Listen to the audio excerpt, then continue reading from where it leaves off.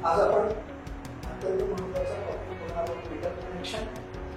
यामध्ये आज आपण वॅट मीटर या मीटर संदर्भामध्ये माहिती घेणार आहोत. वीज तंत्री किंवा वायरमन या ट्रेडमधील प्रशिक्षणार्थ्यांना काम करताना अनेक प्रकारचे मीटर्स वापरावे लागतात. या पूर्वीच्या व्हिडिओमध्ये आपण व्होल्टमीटर आणि अॅमीटर यांच्या रचनेविषयी आणि कनेक्शनविषयी माहिती घेतलेली आहे. आणि आज आपण अत्यंत महत्त्वाचे एक म्हणजे वॅट मीटर बघणार आहोत.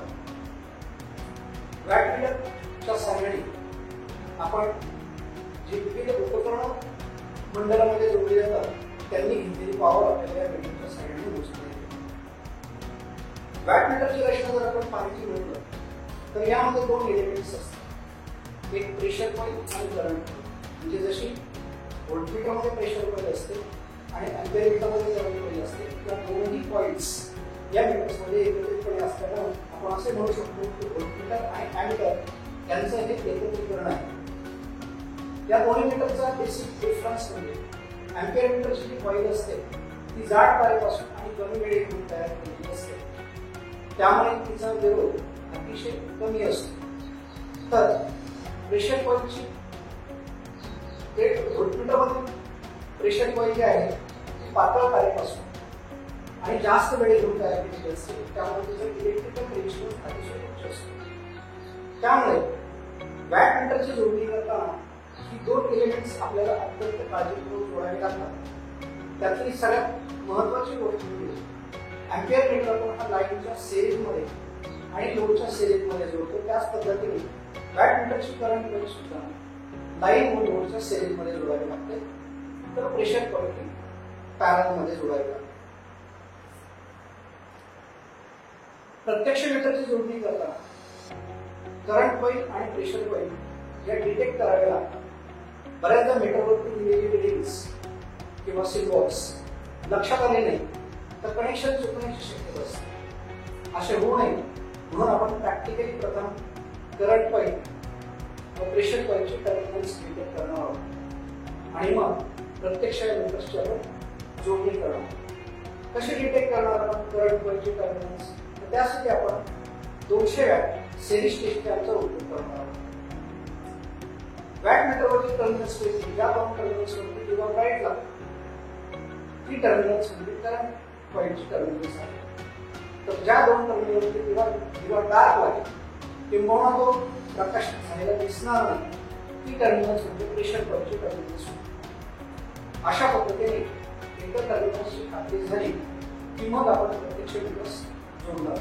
आता आपण प्रत्यक्षात करंट कॉइल आणि प्रेशर कॉइल कसे टेस्ट करतात ते बोर्डवर दाखवलेल्या डायग्रामवरून समजावून घेऊ. या ठिकाणी C1 आणि C2 ही दोन टर्मिनल्स दाखवलेली कॉइल आहे, करंट कॉइल आहे आणि 200 वॅटचा दिवा आपण टेस्टिंगसाठी घेतलेला आहे.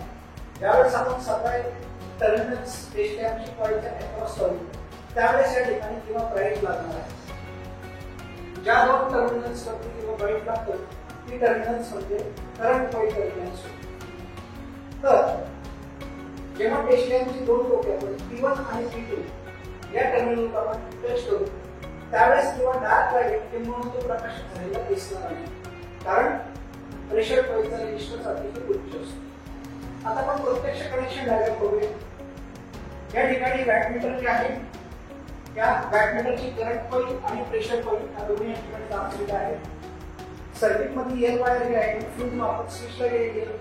स्विच मधून आपण C1 ला जोडलेली आहे आणि C2 कडून आलेली वायर डायरेक्टली लोडला जोडलेली आहे. या ठिकाणी आपण लॅम्प बँकचा उपयोग करणार आहोत लोड देण्यासाठी. तर C आणि P1 ही दोन टर्मिनल्स आपण शॉर्ट केलेली आहे आणि P2 या टर्मिनलला आपण न्यूट्रल वायर दिलेली आहे. न्यूट्रल वायर P2 ला दिलेली आहे आणि त्यातूनच एक वायर काढून आपण लोडला दिलेली आहे. अशा रीतीने आपण मीटरचे कनेक्शन पूर्ण केलेले आहे. ज्यावेळेस डबल एलिमेंट असलेली मीटर्स आपण जोडतो त्यावेळेस एक सुरक्षितता आपल्याला घ्यावी लागते. कनेक्शन करताना प्रथम सिरीज कनेक्शन पूर्ण करून घ्यायचे आणि नंतर पॅरलल कनेक्शन करायचे म्हणजे आपले कनेक्शन अचूक होतात. कनेक्शन डायग्राम प्रमाणे प्रत्यक्षात आपण आता मीटर्सची जोडणी करणार आहोत आणि मीटर्सची जोडणी केल्यानंतर त्याच्यावरती लोड देऊन आपण ट्रेडिंग घेणार आहोत. तर आता आपण प्रत्यक्ष मीटरच्या जोडणीकडे येईल. आता तुम्हाला समोर टेबलवरती जो दिसतो तो वॅटमीटर आहे आणि वरच्या बाजूला जे दिसतात ती जोडणीसाठी टर्मिनल्स आहेत. या ठिकाणी एकूण 9 टर्मिनल्स दिसतात. ती प्रत्यक्ष जोडणीमध्ये कशी वापरायची ते आपण पाहूया. या ठिकाणी इथे जी लिंक जोडलेली दिसते आणि त्याच्या समोर ही जी टर्मिनल्स आहेत ती ज्याला 1 आणि 1, 2 आणि 2 नंबर दिलेले आहेत, तर ही प्रत्यक्ष 2 टर्मिनल्स या ठिकाणी जी जोडली आहे ती 5 अँपिअर या रेंज करिता आहे. जर लोड जास्त असेल तर या मीटरमध्ये आपण प्रवाह क्षमता वाढवू शकतो, कारण हा मल्टी रेंज वॅटमीटर आहे. आणि म्हणून जेव्हा 2 आणि 2, 1 आणि 2, 1 आणि 2 अशी टर्मिनल जर आपण लिंक केली तर हा जो मीटर आहे तो 10 अँपिअर या रेंजसाठी आपल्याला वापरतो. म्हणजे ही 4 टर्मिनल्स जी आहेत ती मीटरची रेंज करता दिलेली आहे की ज्यांचा प्रत्यक्ष जोडणीमध्ये सहभाग नसणार आहे. या ठिकाणी M हे एक टर्मिनल आहे, L हे एक टर्मिनल आहे की जे आपण सिरीज टेस्टिंग वरती टेस्ट केलेलं आहे. M आणि L ही करंट कॉइल आहे, तर कॉमन आणि 300 ही प्रेशर कॉइल आहे. तर कॉमन आणि 600 ही प्रेशर कॉइल आहे. याचा अर्थ असा होतो की या मीटरचा आपण जसा 5 अँपिअर आणि 10 अँपिअर साठी उपयोग करू तसा 0 to 300 व्होल्ट म्हणजे सिंगल फेज सप्लाय, तर 0 ते 600 व्होल्ट म्हणजे 2 फेज सप्लाय वरती सुद्धा आपण त्याचा उपयोग करू शकतो. 440 व्होल्टेज वरती सुद्धा आपल्याला मेजर करता येऊ शकतो. आता या ठिकाणी प्रत्यक्ष जोडणी मीटरच्या जोडणीसाठी आपण प्रत्यक्षपणे या ठिकाणी जो बोर्ड वापरलेला आहे यामध्ये सॉकेट आउटपुटसाठी आपण एक स्विच बसवलेला आहे, टू वे स्विच, आणि 200 वॅटचा दिवा त्या ठिकाणी वापरलेला आहे. तर सुरुवातीला आपण सिरीज मध्ये सर्किट चेक करतो म्हणून या ठिकाणी टू वे स्विचचा उपयोग केलेला आहे.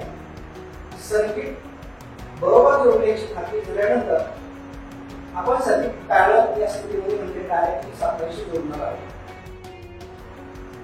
मीटर आणि सिरीज टेस्टिंग बोर्डबद्दल माहिती घेतल्यानंतर आपण बघणार आहोत की लोडसाठी आपण जे उपकरण वापरणार आहोत ते समोर या ठिकाणी दिसतंय. त्याला लॅम्प बँक किंवा लॅम्प बोर्ड बँक असं म्हणतात. बँक याचा अर्थ ज्या ठिकाणी संख्या जास्त असते, यामध्ये आपण दिव्यांची संख्या जास्त आहे म्हणून त्याला लॅम्प बँक असं म्हटलेलं आहे. याचा उपयोग असा होतो की आपणास जसा लोड हवा तसा तो कमी अथवा जास्त करता येतो. त्यासाठी या ठिकाणी स्विचेस दिलेले आहेत. या ठिकाणी 2 कनेक्शन टर्मिनल्स आहेत. सुरक्षिततेसाठी फ्यूज या ठिकाणी दिलेले आहेत आणि सर्किट ऑफ करण्यासाठी या ठिकाणी रोटरी स्विच दिलेला आहे. जसा पाहिजे तसा लोड आपण स्विच चालू करून वाढवू शकतो आणि गरजेनुसार हा लोड आपण कमी करू शकतो. Meter terminals, series testing board आणि लॅम्प याविषयी माहिती पाहिल्यानंतर आपण प्रत्यक्ष जोडणीकडे जाणार आहोत. हा जो टेस्टिंग बोर्ड आहे त्याला आपण सप्लाय दिलेला आहे. त्यातून जी वायर्स निघालेली टर्मिनल्स आहेत त्यातलं एक टर्मिनल जे आहे ते आपण M या टर्मिनलशी जोडलेलं आहे. तर M आणि कॉमन हे आपण या ठिकाणी शॉर्ट केलेले आहे. M मधून निघालेली एक वायर आपण या ठिकाणी लॅम्प बँक टर्मिनलशी जोडलेली आहे. तर कॉमन आलेली जी वायर आहे न्यूट्रल ती आपण 300 व्होल्ट या सप्लायशी जोडलेली आहे. तर आपण सिंगल फेज प्रवाहावरती लोड मोजणार आहोत आणि तिथून निघालेली एक वायर ही लॅम्प बँकच्या दुसऱ्या टर्मिनलवर गेलेली आहे. अशा रीतीने सर्किट डायग्राम मध्ये दाखवल्याप्रमाणे आपण कनेक्शन्स पूर्ण केलेली आहे. कनेक्शन्स पूर्ण झाल्यानंतर प्रत्यक्षात सप्लाय देण्यापूर्वी सुरुवातीला सर्किट आपण सिरीज मध्ये टेस्ट करणार आहोत. आता या ठिकाणी आपण सिरीज मध्ये सप्लाय दिलेला आहे. आपण लॅम्प लोड देणार आहोत. आपली कनेक्शन्स पूर्ण झालेली आहेत. आपण या ठिकाणी लॅम्प लोड दिलेला आहे. 3 लॅम्प्स या ठिकाणी जोडलेले दिसतात. फुगेशीट आपण सिरीज मध्ये घेतलेला आहे. जेव्हा आपले कनेक्शन्स बरोबर असतात त्यावेळेस दिवे डिम लागतात आणि मीटर थोडासा रिफ्लेक्ट करतो. यावरून आपली खात्री होते की आपण केलेले कनेक्शन्स बरोबर आहेत. पण या ठिकाणी आपण लोडला जो सप्लाय दिलेला आहे, व्होल्टेज या ठिकाणी दिलेला आहे, ते सिरीज मध्ये दिलेलं असल्यामुळे ते दिवे डिम लागलेले आहे. पण प्रत्यक्षात मात्र आपल्याला पूर्ण सप्लाय रिडिंग घ्यायचं आहे. किती वॅटेज आहे त्यासाठी आपण स्विच शिफ्ट करतोय. सिरीज मधून आपण पॅरलल मध्ये करतो. ज्यावेळेस हे शिफ्टिंग झालं त्यावेळेस तुमच्या लक्षात आलं असेल हा 200 वॅटचा दिवा ऑफ झालेला आहे आणि लोडचे जे दिवे आहेत ते ब्राईट या ठिकाणी लागलेले आहेत. आणि अशा रीतीने मीटरवरती आपण लोड दिलेला आहे. या ठिकाणी आपण पाहू शकता मीटरने आपल्याला या ठिकाणी रिडिंग दाखवलेली आहे. आणि हे जे रिडिंग आहे ते डायल स्केलवरती आपल्याला रीड करता येईल. या ठिकाणी 230 इतकं वॅटेज या ठिकाणी वॅट पॅटर्न आपल्याला दाखवलेलं आहे. अशा रीतीने आपल्याकडे उपलब्ध असलेल्या कुठल्याही उपकरणाने घेतलेली पॉवर आपल्याला वॅटमीटरच्या सहाय्याने मोजता येते. आणि ही संख्येसाठी वॅटमीटर जोडणी करता येणं आणि ते वाचता येणं हे अत्यंत महत्त्वाचे आहे.